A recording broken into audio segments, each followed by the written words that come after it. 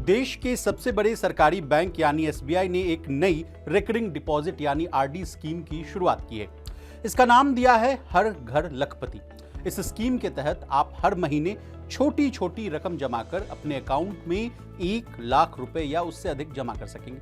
अब कितना रुपए जमा करना होगा, कितने साल तक जमा करना होगा ताकि आपके पास 1 लाख जमा हो जाए, ये जानकारी आपको आज के इस वीडियो में हम देने की कोशिश करेंगे। इस रिपोर्ट में आपको ये भी बताएंगे कि सामान्य नागरिकों को और सीनियर सिटीजन को कितना ब्याज मिलेगा। इसके अलावा कौन कर सकता है इसमें निवेश, आरडी से कमाए ब्याज पर लगेगा टैक्स, अगर आप टैक्स के दायरे में नहीं आते हैं तो कौन सा फॉर्म जमा करना होगा, बताएंगे सब कुछ आज के इस डिटेल रिपोर्ट में। नमस्कार, आप देख रहे हैं मनी 9 और मैं हूं आपके साथ विशाल शर्मा।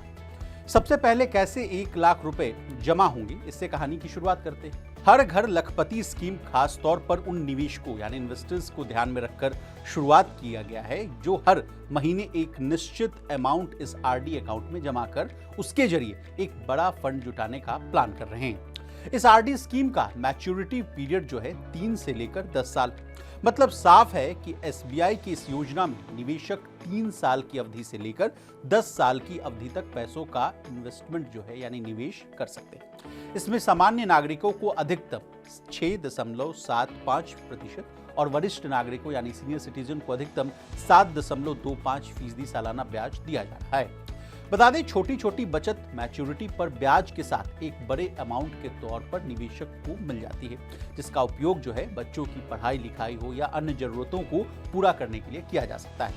अब 1 लाख कैसे जमा होगा, इसका गणित समझिए। देखिए, अगर कोई निवेशक 1 लाख रुपए जुटाना चाहता है और वो 3 साल की मैच्योरिटी चुनता है, यानी जो ऑप्शन है 3 साल का उसको ऑप्ट करता है, तो फिर उसे 3 सालों तक 2,500 रुपए प्रति महीने की सेविंग करनी होगी।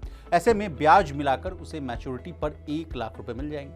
अब मान लीजिए कि ग्राहक 10 साल का मैच्योरिटी पीरियड जो है ऑप्शन उसको सेलेक्ट करता है, तो फिर उसे हर महीने महज 591 यानी 591 रुपए निवेश करने होंगे। यानी आसान भाषा में कहें तो उसकी जो मंथली किस्त है वो 2500 से घटकर 591 हो जाएगी।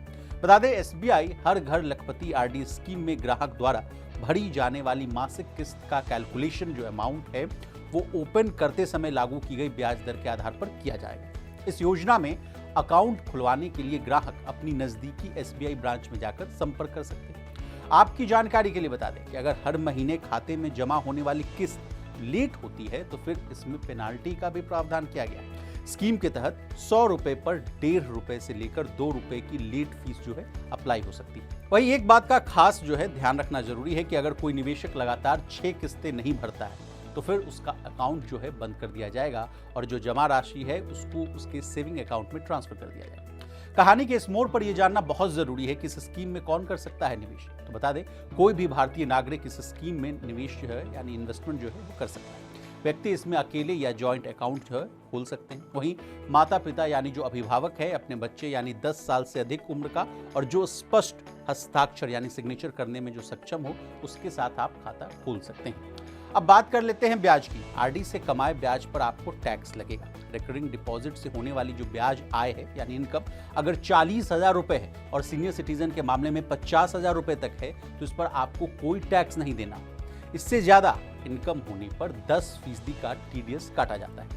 अब आप टैक्स के दायरे में नहीं हैं तो आप फॉर्म 15H 15G जमा कर सकते हैं। अगर आपकी आरडी से सालाना ब्याज आय जो है 40,000 रुपए, सीनियर सिटीजन के मामले में 50,000 रुपए से अधिक है, लेकिन आपकी कुल सालाना आय ब्याज आय को मिलाकर उस सीमा तक नहीं है जहां उस पर टैक्स लगे तो बैंक टीडीएस नहीं काटता है।